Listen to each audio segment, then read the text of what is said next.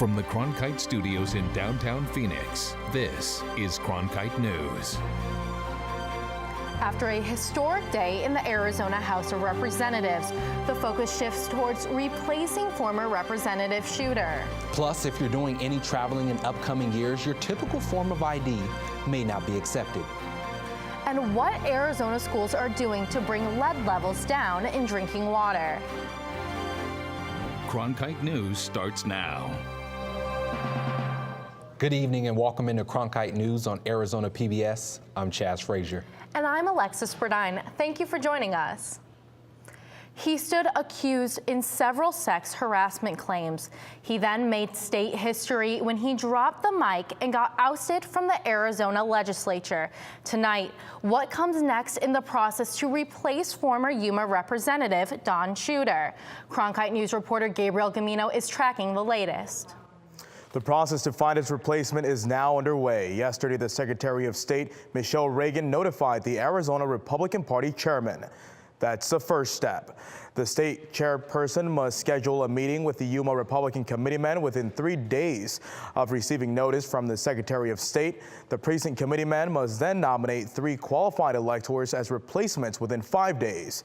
Each elector must receive a majority of the committeemen to earn a nomination, and the chair must then forward those nominees to the Board of Supervisors, which will appoint one of the 3 electors to carry out the rest of the term. This person's going to have quite an impact on the legislative process and hopefully do a great job for the citizens of Yuma County. The timeline to find a replacement is just a matter of days because the legislature is in session. In the broadcast center, Gabriel Gamino, Cronkite News. You still have a little time, but in less than 2 years, you'll need a real ID to airline travel instead of your Arizona driver's license. It's a part of the Real ID Act passed in 2005. Reporter Amani Stevens shows us how to begin the process to apply for the Voluntary Travel ID. If you're planning to renew your driver's license anytime soon, the MVD suggests you should also apply for the Voluntary Travel ID. Added identification when they're getting a driver license in order to ensure that they are who they say they are. In the state of Arizona, the Real ID Act will require this new ID to get through TSA at the airport, access federal facilities after October 1st, 2020. If you don't ask for what we call the Voluntary Travel ID, you'll get a driver license that says not for federal travel purposes. And this law isn't anything new. Congress passed the Real ID Act in 2005. It's a more robust effort to protect the identity of people, and again, it's a response to the terrorist acts of 9/11. To apply for the travel ID, you'll have to come to the Motor Vehicle Division office, and you'll need to fill out an application as well as provide additional documents. MVD requires 1 document that verifies your social security number, 1 document that shows your birth, and 2 documents to provide your residency. So we're encouraging people right now to get a Real ID compliant credential if they want to, because by the year 2020, you will not be able to use the standard driver license or ID to get through a TSA checkpoint.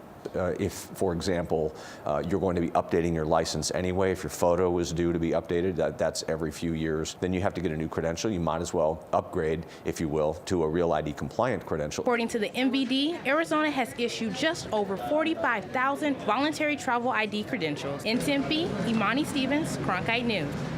The Arizona Voluntary Travel ID will cost you up to $25 in most cases and will last up to 8 years.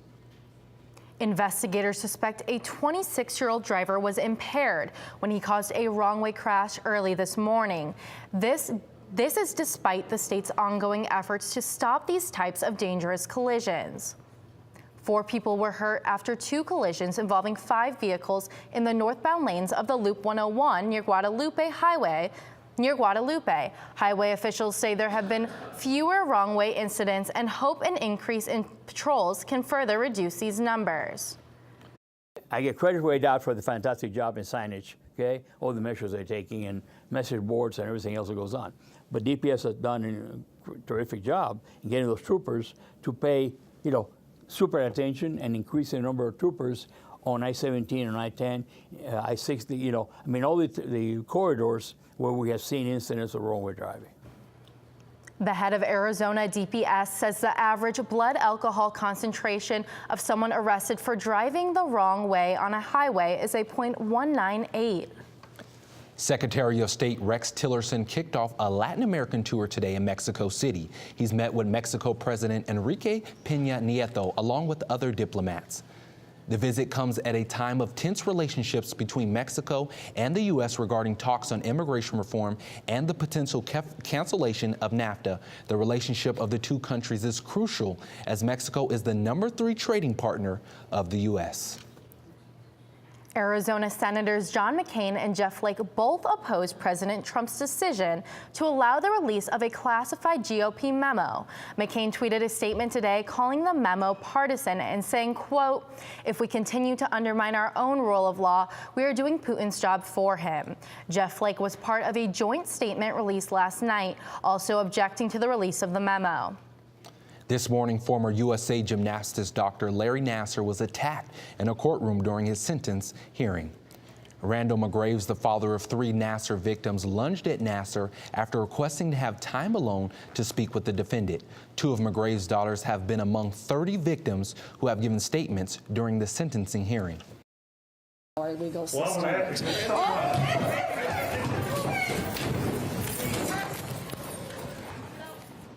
The judge said the pain and suffering endured by Nassar's victims is, quote, unthinkable, but the families can't react with physical violence. McGraves apologized this afternoon, and the judge says he would face no discipline. State officials sampled drinking water at more than 1,400 Arizona schools for lead. Most water fixtures were fine, but many still had lead levels above government standards. Taylor Marie explains what school districts are doing to repair and replace systems on playgrounds and in classrooms. Immediately take some corrective action. ADEQ tested drinking fountains and sinks inside and outside of classrooms looking for high amounts of lead. The Arizona Department of Water Quality checked every school in Arizona. The department said 96% of school fixtures came back fine. But many schools in the valley and in rural Arizona still need to repair and replace their water systems, such as buying new parts or flushing the pipes. Paradise Valley Unified School District was one of those districts. In the vast majority of our locations came back clear, but we did have some locations, and those would be particular faucets or drinking fountains that were high. And so what we did is we had our folks go in, look at what was going on. The district provided students with drinking water while the repairs were taking place. ADEQ says Paradise Valley District finished this week and now meets the standards.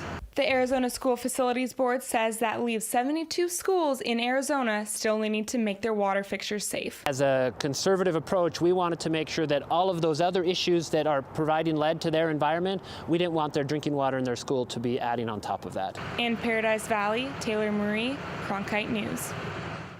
ADEQ is working very closely with the remaining schools.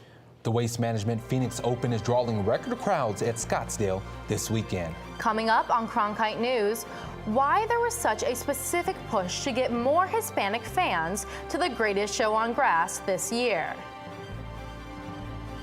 We've seen a large trend in taxpayers starting to file electronically. This provides not only a safer and faster experience for the taxpayer, but also for the state. And a certain groundhog said there's 6 more weeks of winter, but here in Arizona, it feels like spring. I'll have your complete forecast after the break. Report on stories that matter to you by focusing on the local impact. We dig deeper and work tirelessly to keep you informed. Live in Wickerburg. Live in Los Angeles. In Cleveland, in Washington, in Louisville. From Jerusalem. Live in Philadelphia. From around the world to right here in Phoenix. At Cronkite News, we report the facts and stick to the truth.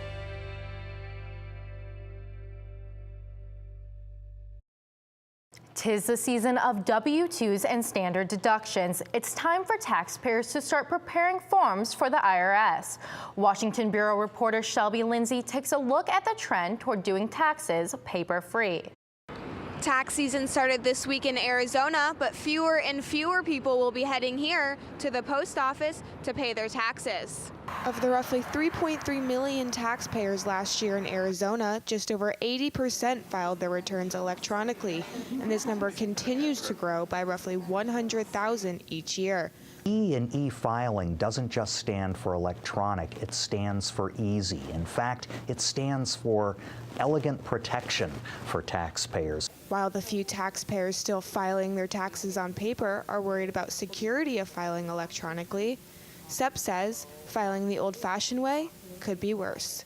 What if, for example, you file your return in the mail and it gets lost? What if the tax agency commits an error in entering your data into their own electronic records from a paper return? You have to weigh all the costs and benefits. The number of individual taxpayers filing electronically is trending up, and that the number continues to increase every tax year. Advocates also want people to consider having their refunds deposited directly into their bank account. The perils of having to get a check through the mail where it might get lost or might get stolen out of your mailbox, that has to be weighed. In Washington, I'm Shelby Lindsay, Cronkite News. Experts say another main benefit to e-filing is getting any tax refund payment faster. It looks like the Northeast is going to be experiencing another 6 weeks of winter. At least according to Punxsutawney Phil. According to the legendary groundhog's handlers, Phil saw his shadow this morning, meaning another 6 weeks of winter.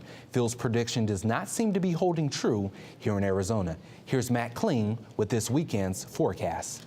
Yeah, Chaz, it feels like it's an early spring. The high temperatures have been hovering around the 80-degree mark for the past week, and they will continue to do so for the next week. If you're heading out to the Waste Management Phoenix Open, there's going to be a lot of sunshine, so remember your water, remember your sunscreen, don't drink too much, don't drink and drive. This evening, if you're heading out to the First Friday, 73 degrees, clear skies, should be a great night downtown for you and the family. Tomorrow morning, a little cooler, 54 degrees and sunny in town when you wake up. But if you go out to the Waste Management Phoenix Open, it's going to be consistent temperatures over both days. It should be nice, sunny, 60 degrees early on, 80 degrees should be hitting the mark around 3 p.m. each afternoon. Sunday, the big game in Minnesota, it's going to be 7 degrees, Alexis and Chaz, in Minneapolis for the game. But right here, temperatures should be nice. You can keep your windows open, watch the game outside if you can. It will be nice all around. And when you head back to work, 80s and sunny all of next week. For the Cronkite Weather Center, I'm Matt Kling.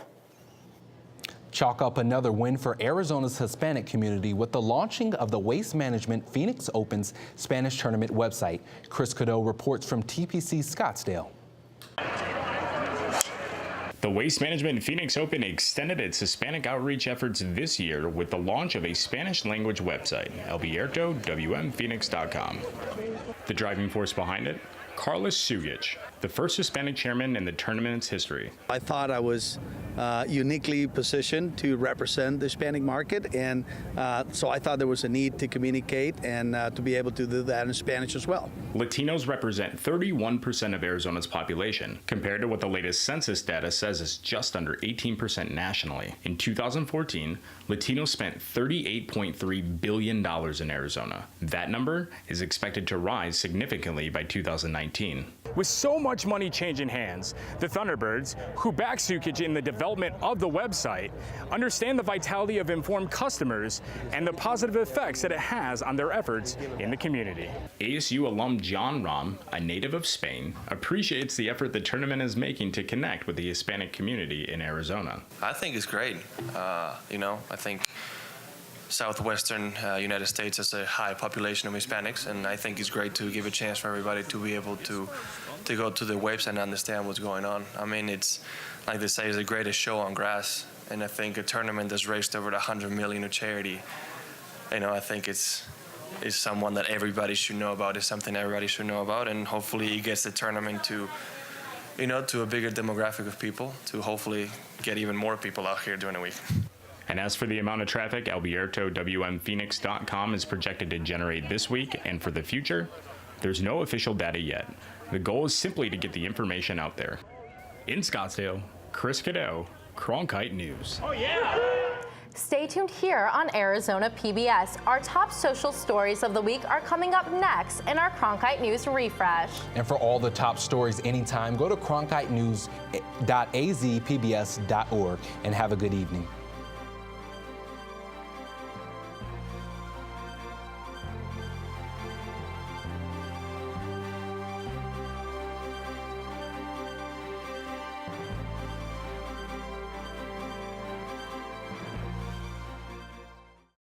I'm Jose Cardenas, host of Horizonte.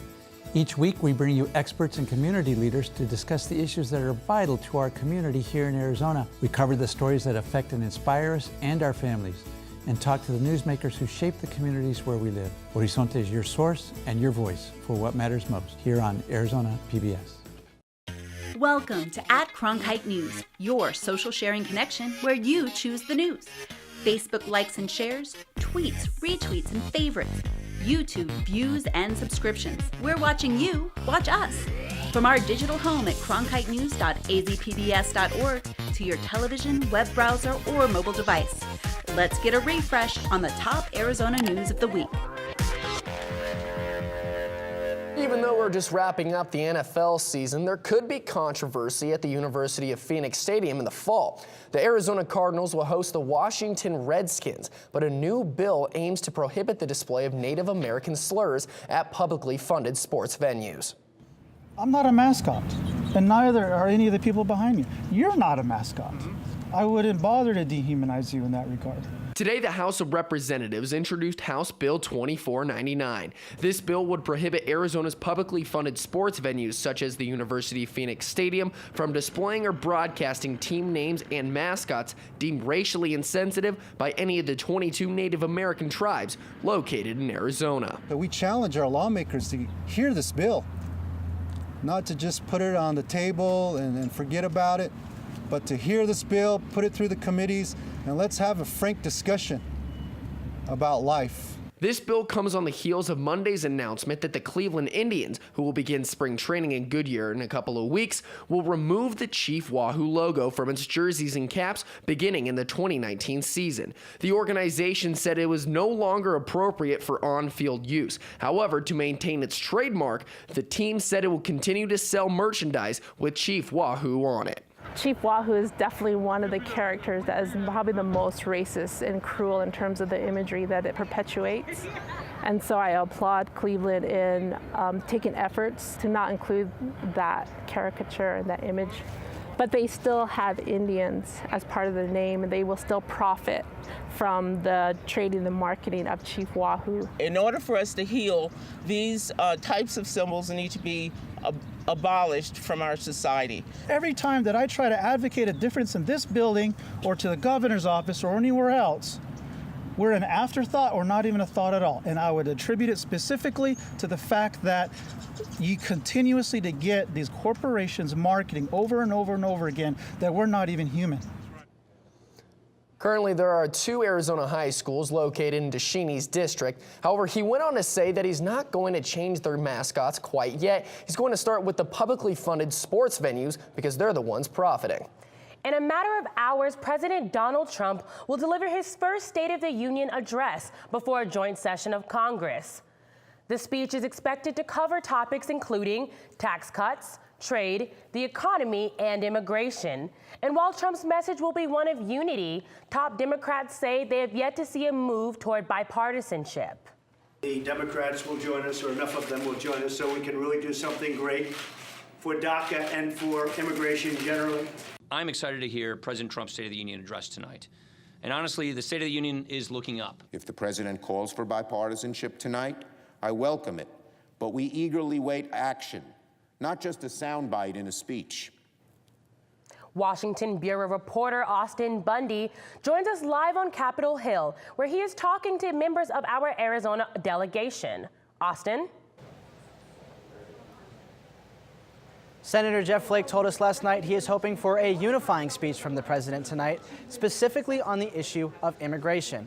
But that was before Congressman Paul Gosar called for the arrest of, quote, illegal aliens attending tonight's speech, angering one dreamer who was here as the guest of Representative Raul Grijalva.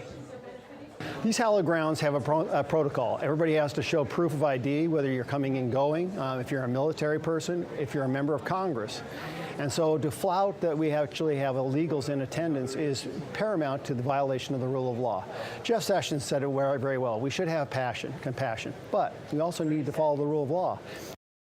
We're not illegal aliens, we're undocumented immigrants, youth undocumented immigrants, and most of us are protected under DACA. Even though it did bring a little bit of fear, I've been living with fear with my whole life, and I'm fighting from it. I'm gonna continue to fight, so it's just a comment. Bringing guests to the State of the Union address doesn't normally cause controversy. Congresswoman Martha McSally is bringing Cochise County Sheriff Mark Daniels, and Congressman Tom O'Halloran is bringing his wife. Cronkite News will be here throughout the night talking to lawmakers and their guests. Live from Capitol Hill, Austin Bundy, Cronkite News. When you think of vintners, you probably think of rolling hills of grapevines, but for some, winemaking is a home-based pastime. Cronkite News reporter Amanda Slee shows us this extravagant hobby. I like the romance of it. I think it's fun. Louise McConey is one of many home winemakers here in Arizona. These hobbyists create their own wine for personal use. Back in 2011, I was on a cruise, and we did a day trip to a winery from the cruise, and when we walked into the wine cellar with all the barrels in it and everything, the smell was what got me. And at that time, I thought, I have to be more involved with this somehow. This hobby isn't an easy one on top of a full-time job. Tom Messier tells us it's always an adventure, especially during harvest season. You're doing it 15 hours for a day, sometimes 2 days in a row, because you get the grapes or you get the fruit, and you got to process it as fast as you can before it goes bad. The hardest part for home winemakers is getting the small quantity of grapes, because the vineyards prefer to sell large quantities to licensed winemakers. However, the grapes are also the best part about Arizona. What's special about Arizona is that the grapes here are great. The different elevations and the terroir makes the grapes primo. Since home winemakers don't have a license to sell, they find other ways to share their passion. It's just a way of sharing a bit of myself and whatnot with the people around me, the people that I love. In Phoenix, Amanda Slee, Cronkite News. Monsoons are no stranger to Arizona, but one Arizona study says the storms are getting worse, leading to more damage in county parks.